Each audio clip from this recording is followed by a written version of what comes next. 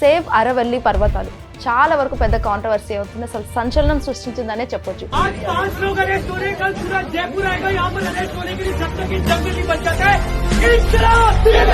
అసలు ఎందుకు ఈ రోజు ఆ సిచ్యువేషన్ కి వచ్చింది? ఒకవైపు అసలు ప్రకృతి మొత్తం అక్కడ డిస్ట్రాయ్ అవుతున్న పరిస్థితి కనిపిస్తుంది. ఆ ఏరియాలో చాలా మందికి ఉపాధి కల్పిస్తుంది అరావళి మౌంటైన్ రేంజ్. దీంట్లో ఈ ప్రొటెస్ట్ అనేది నాకు కూడా చాలా విచిత్రం అనిపిస్తుంది. ఇప్పుడు దాకా జరిగిన మైనింగ్ కూడా భూపేందర్ యాదవ్ గారు యూనియన్ మినిస్టర్ ఏమన్నారంటే 0.1% జరుగుతుంది మైనింగ్ ఇప్పుడు, అది కూడా బ్యాన్ చేసేస్తారు. కానీ హాయ్ హలో నమస్తే, వెల్కమ్ టు హిట్ టీవీ. నేను మీ శ్వేత గంగాధర్. ఈ రోజు చాలా విషయాలు తెలుసుకుందాం. ఆ విషయాలన్నీ ప్రస్తుతం మనతో పాటు the most famous senior journalist Suresh Kochattil గారు ఉన్నారు. వారి మాటలు తెలుసుకుందాం. నమస్తే సార్. నమస్తే సార్, సేవ్ అరవల్లి పర్వతాలు చాలా వరకు పెద్ద కాంట్రవర్సీ అవుతుంది. అసలు సంచలనం సృష్టించిందనే చెప్పొచ్చు. అసలు ఎందుకు ఈ రోజు ఆ సిచ్యువేషన్కి వచ్చింది? ఒకవైపు అసలు ప్రకృతి మొత్తం అక్కడ డిస్ట్రాయ్ అవుతున్న పరిస్థితి కనిపిస్తుంది. ముందు మనం అరావళి అంటే దాన్ని అర్థం చేసుకోవాలి. అరావళి మౌంటైన్స్ కాదు, రేంజ్. అది రేంజ్, ఓకే, కొండలు కాదు. అంటే మనం వెస్టర్న్ ఘాట్స్ తీసుకుందాం. కన్యాకుమారి నుంచి మొదలై నాగర్కోయిల్ నుంచి గోవా దాకా, గుజరాత్ దాకా వెళ్ళేది వెస్టర్న్ ఘాట్స్. ఓకే, అది వర్షం వస్తున్నప్పుడు దాన్ని ఆపి, వర్షం కేరళ వైపు కానీ కర్ణాటక వైపు కానీ మీరు చూస్తారు కోస్టల్ ఏరియాలో ఎక్కువ వర్షాలు పడుతుంటాయి. పెద్ద పెద్ద కొండలు ఉంటాయి, ఈ మేఘాలను ఆపుతుంది అన్నమాట, అది క్లౌడ్స్. అది కాకుండా ఇటువైపు ఈస్టర్న్ ఘాట్స్ మన వైపు, అంటే మనం వైజాగ్ వైపు నుంచి చూసుకుంటే శ్రీకాకుళం, ఒడిశా నుంచి అక్కడ అంత హైట్ లేదు దానికి. ఈస్టర్న్ ఘాట్స్ చాలా తక్కువ హైట్, వెస్టర్న్ ఘాట్స్ లాగా కాదు. ఇప్పుడు ఈ రెండింటికి ఒక ప్రాబ్లం ఏంటంటే నడుమిట్లో మనకి వింధ్యాస్ ఉంది ఒకటి. North and south India separate చేసి వింధ్యా అంటారు మనం, వింధ్యా మౌంటైన్ రేంజ్. చాలా మటుకు నార్త్ ఇండియా నుంచి వచ్చే చలిగాలిని ఆపడానికి వింధ్యా పనికొస్తుంది అన్నమాట. అది తట్టుకొని ఇక్కడికి వస్తే ఇప్పుడు హైదరాబాద్లో ఉన్న 6 డిగ్రీ 7 డిగ్రీ లాగా వస్తుంది అనమాట. అది లేకుండా ఆలోచించండి, మనం 3 డిగ్రీలకు వెళ్ళిపోతాం మనం. సో అన్నిటికీ ఒక న్యాచురల్ ఒక అబిలిటీ ఉందన్నమాట ఈ మౌంటైన్స్ కానీ మౌంటైన్ రేంజ్ కానీ. రైట్. అరావళి కేసు చాలా పాతది, ఇప్పుడు కాదు. ఇది జస్టిస్ గవాయి రిటైర్ అయ్యే ముందు ఆయన 3 రోజుల ముందు ఇచ్చిన ఒక జడ్జిమెంట్లో ఈ 100 మీటర్ రూల్ ఒకటి తీసుకొచ్చారు.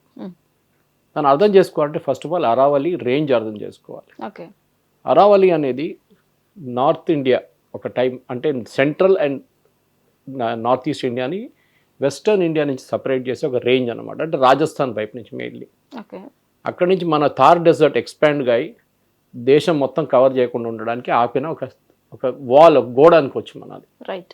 ఇప్పుడు లేదనుకోండి, ఇసుక వేసాం మన రోడ్ మీద, దాన్ని ఇసుక వేసుకుంటే పోతాడు 1 లారీ 2 లారీ 3 లారీ, లేకపోతే ఒక బార్డర్ లేకపోతే అది ఇట్లా రోడ్డు వైపు వెళ్ళి మన అటువైపు కూడా వెళ్ళిపోతుంది, మొత్తం రోడ్ కవర్ చేసుకుంటుంది. సో దానికి ఒక ఇటుక పెట్టి ఏదో పెట్టి బార్డర్ చేస్తారు. ఇది ఒక సింపుల్ ఎక్స్ప్లెనేషన్ ఇది అరావళి రేంజ్ అని. కానీ అరావళి రేంజ్లో ప్రాబ్లం ఏంటంటే పెద్ద పెద్ద కొండలు లేవు. నేను చెప్పాను చూడండి, ఇది మన ఎవరెస్ట్ లాగానో లేకుంటే ఈవెన్ వెస్టర్న్ ఘాట్స్ లాగో 1000 మీటర్లు 2000 మీటర్లు పెద్ద కొండలు లేవు.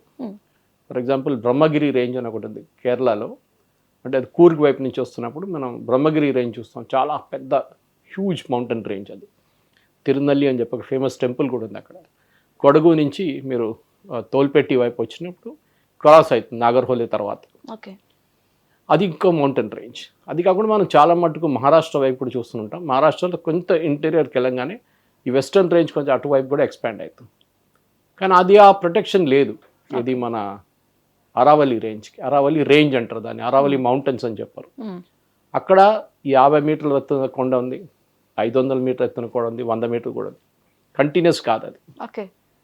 ఒక ఫారెస్ట్ డెఫినేషన్ తీసుకున్నప్పుడు అది, ఎందుకంటే ఇది స్టార్ట్ అయిందంతా చాలా ముందు సుప్రీంకోర్టులో నార్త్ ఈస్ట్లో చాలా మటుకు ఫారెస్ట్ కొట్టి పడేస్తుందని చెప్పి అప్పుడు బహుశా హరీష్ సాల్వే గారు అమికస్ క్యూరీగా ఉన్నప్పుడు ఆయన అపాయింట్ చేశారు సుప్రీంకోర్టు. చూసుకోండి ఇది ఏం జరుగుతుంది అక్కడ అని చెప్పి అక్కడ పెద్ద రిపోర్ట్ వచ్చింది. దాని తర్వాత నార్త్ ఈస్ట్లో మొత్తం బ్యాన్ చేసి పడేశారు క్వారీయింగ్ అనేది.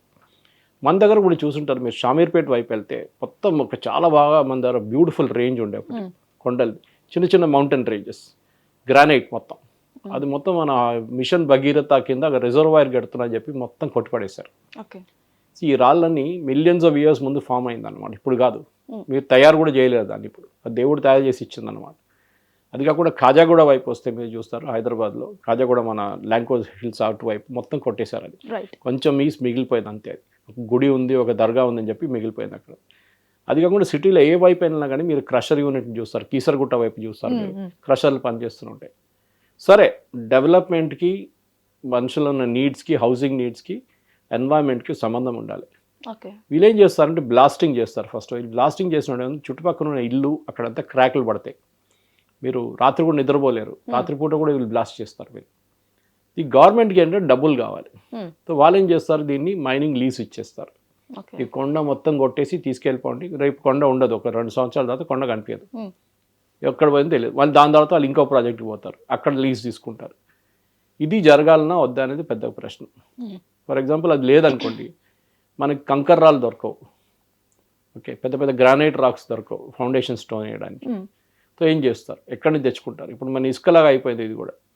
ఇసుక ఒకసారి బ్యాన్ చేసిన తర్వాత రివర్ సైడ్ నుంచి మైనింగ్ ఇసుక తీసుకెళ్ళకూడదు అని చెప్పినప్పుడు రాక్ సాల్ట్ వచ్చేస్తుంది, రాక్ శాండ్ వచ్చేస్తుంది. ఇసుక లేదు, ఏం చేయాలి, కొన్ని ప్లేసెస్లోని, కొన్ని ప్లేసెస్ ఇసుక లేదన్నమాట. సో దీన్ని కాపాడుకోవడానికి అరావళి రేంజ్ని ఒక కేసు లాగా వచ్చింది సుప్రీంకోర్టులో. అది ముందు ఈ 10-15 సంవత్సరాల ముందు కూడా వచ్చిన కేసు ఒకటే, దానికన్నా ముందు కూడా ఇంకొక నార్త్ ఈస్ట్ కేసు నేను చెప్పిన కేసు వచ్చింది అనమాట.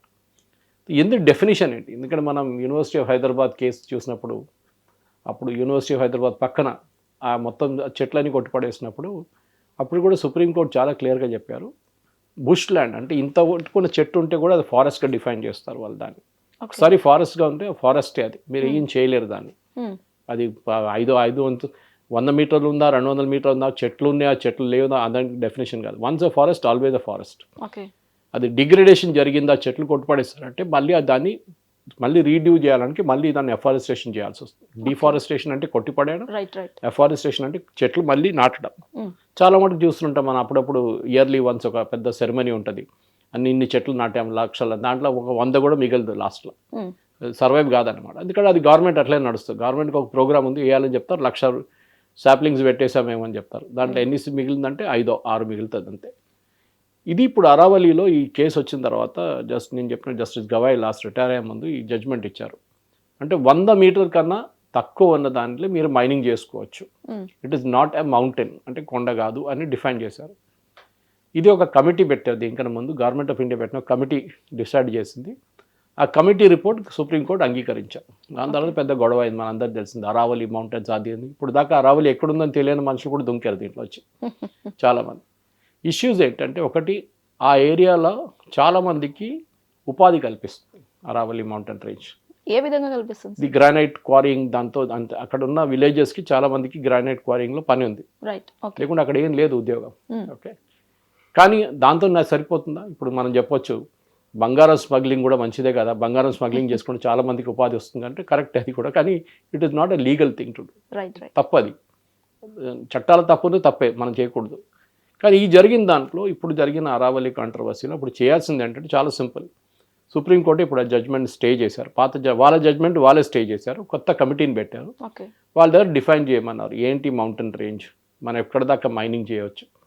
దీంట్లో ఈ ప్రొటెస్ట్ అనేది నాకు కూడా చాలా విచిత్రం అనిపిస్తుంది, ఎందుకంటే దీనికన్నా ముందు ఉన్న కాంగ్రెస్ గవర్నమెంట్, అక్కడ ఉన్న Ashok Gehlot government maximum lease sanction చేశారు దీంట్లో. అంటే ఈ లీజ్ ఇచ్చింది, మైనింగ్ లీజ్ ఇచ్చింది అశోక్ గెహ్లోట్ గవర్నమెంట్. ఇప్పుడు వాళ్ళే దాన్ని వ్యతిరేకిస్తున్నారు. ఇప్పుడు మైనింగ్ తీసుకున్న వాళ్ళు ఏమంటారంటే, మాకు ఆ టైంలో మీరు లీజులు ఇచ్చారు కదా, దాని మీద మేము ఎందుకు క్యాన్సిల్ చేయాలి, మమ్మల్ని కావాలంటే మాకు డబ్బులు ఇవ్వండి అంటారు. ఇప్పుడు మాకు నష్టం, మేము ఇంత ఎక్విప్మెంట్ పెట్టాము, అన్నీ పెట్టాము ఇక్కడ, మాకు ఇప్పుడు డబ్బులు కావాలంటారు. కానీ ఇప్పుడు ఎన్వైరన్మెంట్ ప్రొటెక్టర్స్ ఏమంటారంటే అదేం పనికిరాదు, ఇది ఇల్లీగల్, ఇది ఫస్ట్ ఆఫ్ ఆల్. అక్కడ ఏంటంటే, ఇప్పుడు మనం ఒక కొండకి 500 మీటర్ చుట్టూ ఉందనుకోండి, ప్రొటెక్టెడ్ ఏరియా ఇచ్చినాం అనుకోండి, అక్కడ మైనింగ్ చేయకూడదంటే కరెక్ట్. కానీ మొత్తం బ్యాన్ చేస్తే అది నడవదు. అక్కడ కొన్ని ఏరియాస్లో చేయొచ్చు, కొన్ని ఏరియాస్లో చేయకూడదు. ఫర్ ఎగ్జాంపుల్ అక్విఫైర్స్ అంటారు మన దగ్గర. ఈ నీళ్లు కొండ మీద నుంచి మనం చూస్తే, వికారాబాద్ వైపు నుంచి వచ్చే నీళ్లు, గుడి ఒకటి ఉంది అక్కడ అనంతగిరి హిల్స్లో, ఆ గుడి పక్కనే ఒక పుష్కర్ని ఉంది, అక్కడి నుంచి వచ్చే నీళ్లు, మూసీ నీళ్లు మనకు ఇక్కడ వస్తుంది లాస్ట్లో, ఇక్కడ ఉస్మాన్ సాగర్ అండ్ హిమాయత్ సాగర్ అంటే గండిపేటలో. ఆ నీళ్ళు అక్కడి నుంచి ఎక్కడ వికారాబాద్ ఉంది, అక్కడి నుంచి చెవెల్లాబాద్, అక్కడి నుంచి నీళ్ళు ఆ కొండ మీద నుంచి వచ్చి లాస్ట్. ఇప్పుడు ఏం చేశారు, చాలామంది అక్కడ గేటెడ్ కమ్యూనిటీలు కట్టుకున్నారు, గెస్ట్ హౌస్లు కట్టుకున్నారు, ఫామ్ హౌసెస్ కట్టుకొని ఈ నీళ్ళు మొత్తం వాళ్ళు టేప్ చేసుకున్నారు. దానికోసం నీళ్ళు గండిపేటకు చేరట్లేదు.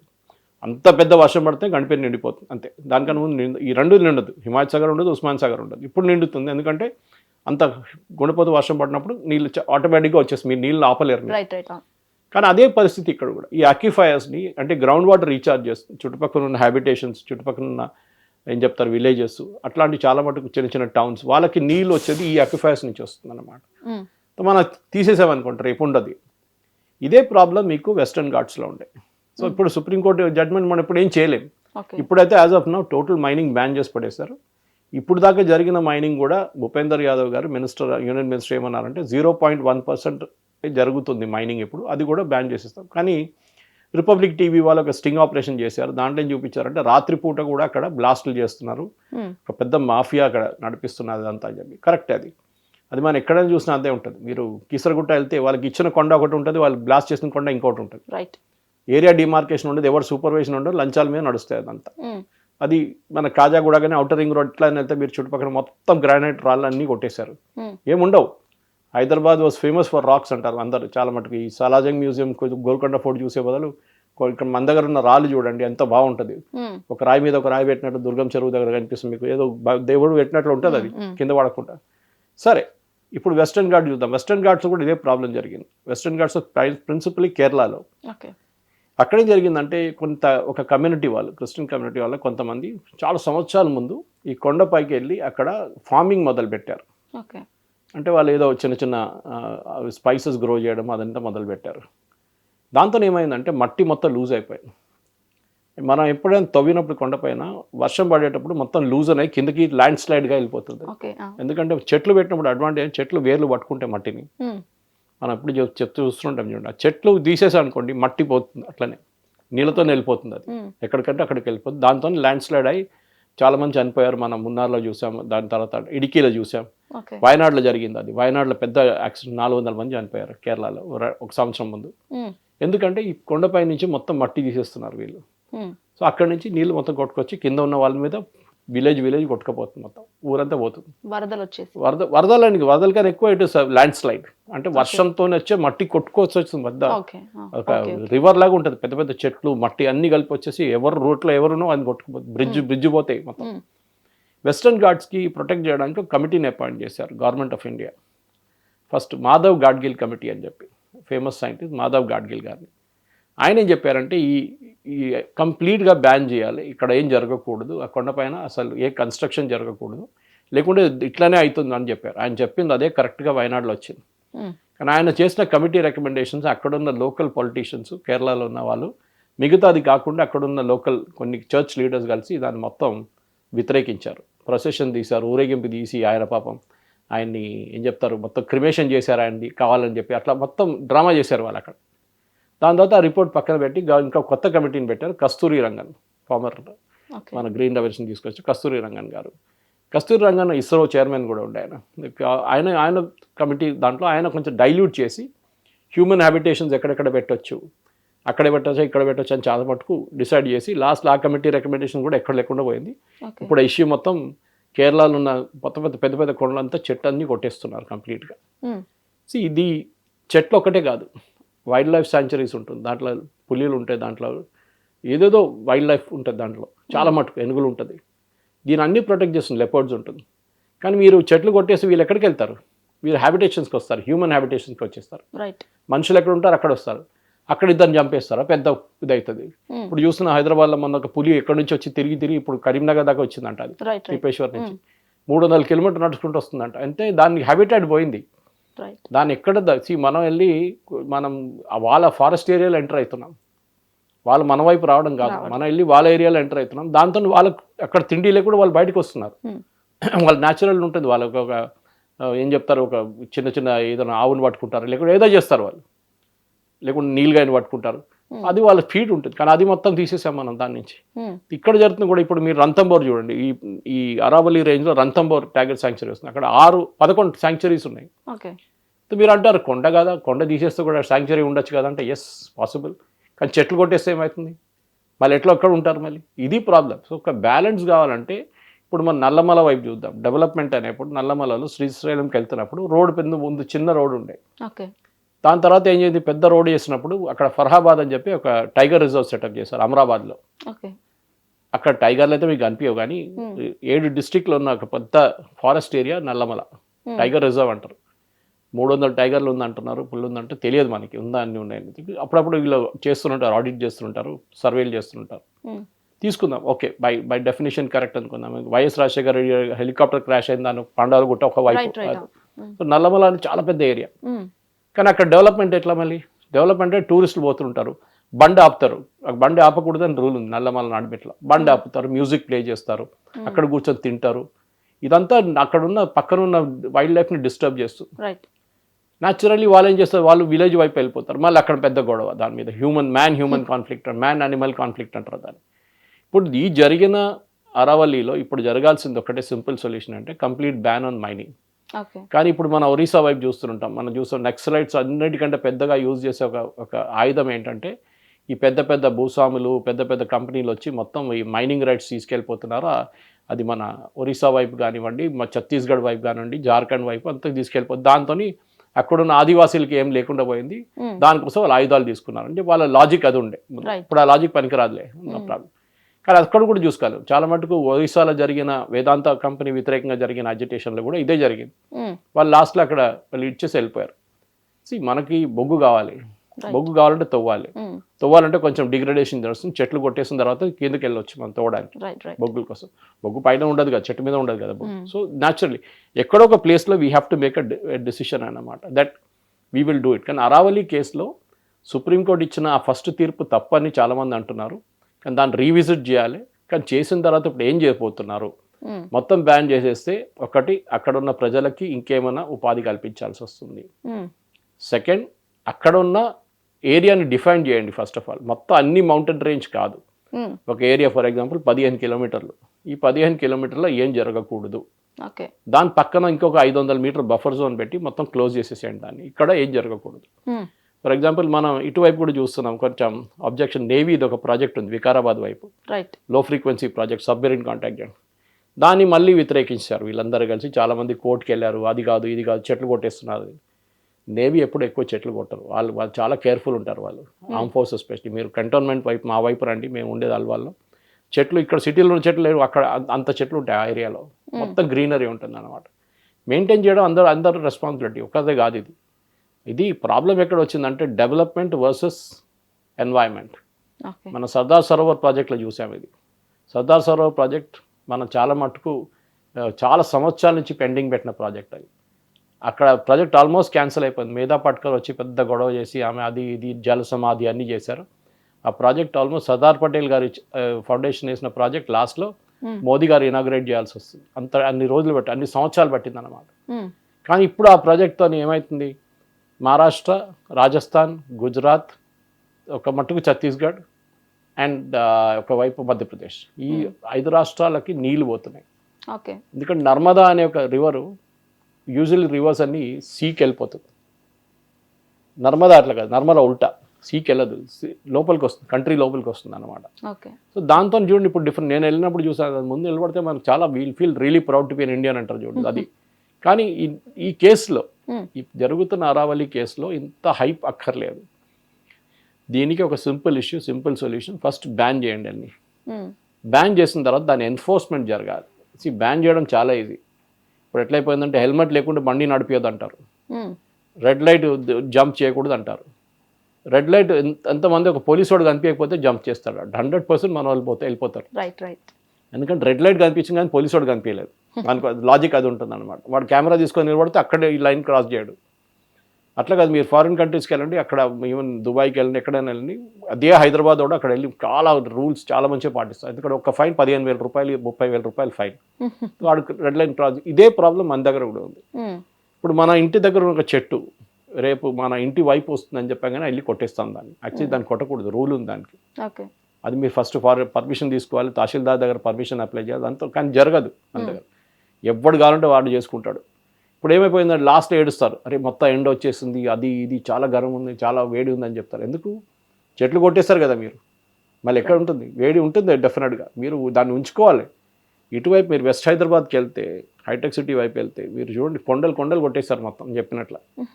న్యాచురల్లీ అక్కడ చెట్లు లేవు.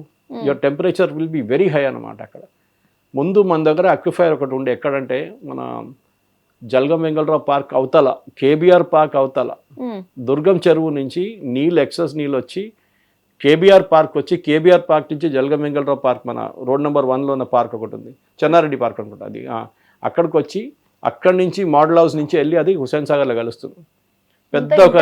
పెద్ద ఒక సిస్టమ్ ఉండే దానికి. దాన్ని ఏం చేశారు, అక్కడక్కడ అన్ని బ్లాక్ చేసి పడేశారు.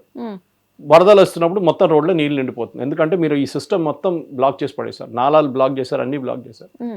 సో ఈ అరావళిని మాట్లాడుతున్నప్పుడు మన సిటీలో కూర్చొని ఇక్కడ చేస్తున్నారు కూడా మాట్లాడాలి. ఏం చేస్తున్నారు మీరు? నేను ఫస్ట్ కంప్లైంట్ నాదేంటంటే, ఇక్కడున్న హైదరాబాద్లో ఉన్న రాళ్ళు మీరు ఎవరెవరు కొట్టేశారో వాళ్ళని ఫస్ట్ ఫైన్ చేయాల్సి వస్తుంది. మీరు షామీర్పేటలో ఇన్ని ఏం చెప్తారు క్యూబిక్ మీటర్ ఎంత ఉందో చాలా పెద్ద ఏరియా ఉండే, ఒక 10 కిలోమీటర్ దాకా ఉండే. మేము ఒకసారి ఆల్ ఇండియా ఛాంపియన్షిప్ కండక్ట్ చేసాం రాక్ క్లైంబింగ్ దాకా. అలా వచ్చిన వాళ్ళు అందరూ అన్నారు, కంట్రీ నుంచి చాలా స్టేట్స్ నుంచి వచ్చారు. వాళ్ళని ఇట్లాంటి రాక్స్ ఎక్కడ మీకు కనిపించదు, ఇది చాలా యూనిక్ రాక్స్ ఇదని చెప్పి. ఇప్పుడు ఒక్క రాయి కూడా లేదు అక్కడ. ఒక చిన్న వెంకటేశ్వర గుడి ఉంది అక్కడ, ఆ గుడి ఉందని చెప్పి దాని పక్కన కొన్ని రాక్స్ మిగిలిపోయింది అంతే. మిగతా మొత్తం కొట్టేశారు. సరే రిజర్వాయర్ వచ్చిందా, అది కూడా రాలేదు. మిషన్ భగీరథ కింద రిజర్వాయర్ వస్తాను, రిజర్వాయర్ రాలేదు. వాళ్ళు ఎందుకు కొట్టారు? ఆ రాళ్ళు ఎక్కడ పోయినాయి, ఎవడు తీసుకెళ్ళండి అక్కడి నుంచి తెలియదు. ఎవడు డబ్బులు సంపాదించుంటాడు, కొట్టడానికి డబ్బులు తీసుకుంటాడు, తీసుకెళ్ళడానికి కూడా డబ్బులు తీసుకుంటాడు. ఇది జరిగిందనమాట. ఇటువైపు కూడా అది చెప్పాను, మన హైటెక్ సిటీ వైపు జరిగిన ఎంతో ఎక్స్కవేషన్స్లో ఇదేమైపోతుందంటే జియోలాజికల్ ఫాల్ట్గా మారిపోతుంది రేపు. ఈ అరావళి కూడా అంతే. అరావళి రీజన్ ఎందుకంటే మనకి ఈకో సిస్టమ్ ఒకటి ఉండాలంటే, ఇది నేను చెప్పినట్లు ఒకటి నీళ్లు, సెకండ్ టెంపరేచర్ కంట్రోల్ చేయడంలో, థార్ డెజర్ట్ని కంట్రోల్ చేయడంలో, ఈ మూడిట్లది పనికి వస్తుంది. కానీ మీరు తీసేస్తే థార్ డెజర్ట్ మూవ్ చేయడం మొదలు పెడుతుంది ఇటువైపు. ఇప్పుడు ఢిల్లీలో ఇప్పుడు చూస్తున్నాం, మన EQ లెవెల్స్ చూస్తున్నాం ఢిల్లీలో, అక్కడ ఉన్న పొల్యూషన్ ఇష్యూస్ చూస్తున్నాం. ఎందుకు జరుగుతుంది అది? చాలా మటుకు పంజాబ్లో తగలబెడుతున్నారు, అది వరి పంటలు చేసిన తర్వాత తగలబెడుతున్నారు దాన్ని. అది తగలబెట్టిన దాని స్మోక్ ఇక్కడికి వస్తుంది, అది ఫాగ్తో కవర్ అయిపోతుంది. EQ లెవెల్స్ అంతే. ఇన్ఫ్యాక్ట్ ఢిల్లీ కన్నా పెద్ద EQ ప్రాబ్లం కలకట్టాకు ఉంది, కానీ కలకట్టా గురించి ఎవరు మాట్లాడలేదు. మన హైదరాబాద్లో మనకు అంత ప్రాబ్లం లేదు ఇక్కడ EQ లెవెల్స్తో. ఇది కూడా జరుగుతుంది ఒకరోజు. మీరు ఎన్ని చెట్లు కొడతారో, ఎంత చేస్తారో, అరావళి రేంజ్ కానీ, ఇప్పుడు మన పక్కన ఉన్న నల్లమలాని మనం చూసుకుంటలేము. ఓకే, మన నల్లమల ఫారెస్ట్ రేంజ్ సంగతి ఏంటి ఇప్పుడు? ఎందుకంటే ఇది స్ట్రబ్ ఫారెస్ట్, పెద్ద ఫారెస్ట్ కాదు. మీరు కేరళకి వెళ్తే అక్కడ సన్లైట్ కూడా గ్రౌండ్ మీద పడదు, అంత పెద్ద ఫారెస్ట్ ఉంటుంది అక్కడ. అదేది మన నిలంబూర్ నుంచి మొదలై ముదుమలై నుంచి, ముదుమలై తర్వాత ఇటువైపు వస్తాం, కర్ణాటక వైపు వస్తుంది అది కంప్లీట్గా. ఈ కంప్లీట్ ఫారెస్ట్ రేంజ్ మీరు ఎట్లా మెయింటైన్ చేసుకుంటున్నారు? అక్కడ కూడా డెవలప్మెంట్ జరుగుతుంది, అక్కడ కూడా మైనింగ్ నడుస్తుంది. దాన్ని ఎవరు చూస్తారు? ఎవరు చూడరు. రాత్రిపూట నడుస్తుంది అంత పనులంతా, పొద్దున ఎప్పుడు కనిపించదు, మీకు ఎక్విప్మెంట్ కనిపించదు, ఏం కనిపించదు. దీనికి ఒక కంట్రోల్ ఉండాల్సిందే. ఎప్పుడు మేము అందరు సుప్రీం ఇది అరావళి కేసు అని చెప్పి ఇంత పెద్ద పబ్లిసిటీ వచ్చింది. అది కాకుండా ఎన్నో చిన్న చిన్న కేసులు ఉన్నాయి, దానికి ఎక్కడ లేకుండా పడిపోయింది పక్కన. అది the entire Western Ghats is a big problem. మనకి అరావళి కన్నా పెద్ద ప్రాబ్లం వెస్టర్న్ ఘాట్స్. వెస్టర్న్ ఘాట్స్ని ఏం చేస్తారు మీరు అనేది క్వశ్చన్. అక్కడ కూడా మీరు గ్రానైట్ తవ్వడం, అక్కడ కూడా బ్లాస్టింగ్ చేయడం అంటే మళ్ళీ ఏం మిగిలిపోదు రేపు. డెఫినెట్గా గవర్నమెంట్ ఆఫ్ ఇండియా కానీ, రెస్పెక్టివ్ స్టేట్ గవర్నమెంట్ కానీ దీంట్లో చాలా మటుకు మూవ్ తీసుకోవాలి. అరావళిని ఇప్పుడు పక్కన పెడదాం, అరావళి ఈజ్ ప్రొటెక్టెడ్, ఇప్పుడు ప్రాబ్లం ఉండదు. సుప్రీంకోర్టు కొత్త కమిటీని అపాయింట్ చేశారు, ఆ కమిటీ మొత్తం ఇది అనలైజ్ చేస్తారు. దాని తర్వాత స్ట్రబ్ ఫారెస్ట్ ఏంటి, పెద్ద ఫారెస్ట్ ఏంటి అన్నీ. ఎందుకంటే ఇక్కడ చూసాం మనం గుట్ల బేగంపేట అక్కడ జరిగినప్పుడు, ఆ రోజు జరిగినప్పుడు మన గచ్చిబౌలిలో యూనివర్సిటీ హైదరాబాద్ ఏమన్నారు, అది స్ట్రబ్ ఫారెస్ట్ అన్నారు మన వాళ్ళు. ఇక్కడ ఫారెస్టే కాదన్నారు రేవంత్ రెడ్డి వాళ్ళ గవర్నమెంట్, కాదన్నారు సుప్రీంకోర్టు. ఎవరు డిఫైన్ చేస్తారు? ఎవరు డిఫైన్ చేయాలి? అది ఫారెస్టా కాదని డిఫైన్ చేయాలి కదా ఎవరైనా, అది చేయలేదు ఎవరు. సో ఎవరు కావాలంటే వాడి డెఫినేషన్ వాడే చేసుకుంటున్నాడు. ఇది main problem. So Aravalli yes, Aravalli కాకుండా కానీ చాలా మటుకు మిగతా రేంజెస్ ఉన్నాయి. ఎస్పెషలీ నార్త్ ఈస్ట్లో అక్కడ మైనింగ్ అస్సలు అలౌ చేయకూడదు, బ్యాన్ చేసిన తర్వాత చాలా మటుకు బాగా పర్ఫామ్ చేస్తుంది అక్కడ. కానీ కొత్త దాని ప్రకారం కూడా ఈ 100 మీటర్స్ రూల్ అనేది ఒక సాక్రోసాంక్ట్ రూల్ కాదు, దాన్ని అక్కడిక్కడ మార్చాల్సి వస్తుంది. ఎందుకంటే పెద్ద పెద్ద కొండలు లేవు అరావళిలో. కానీ డెఫినెట్గా ప్రొటెక్షన్గా, అది కాకుండా ఒక లీగల్ కేస్గా కూడా చాలా మటుకు ఇంపార్టెన్స్ ఉంది.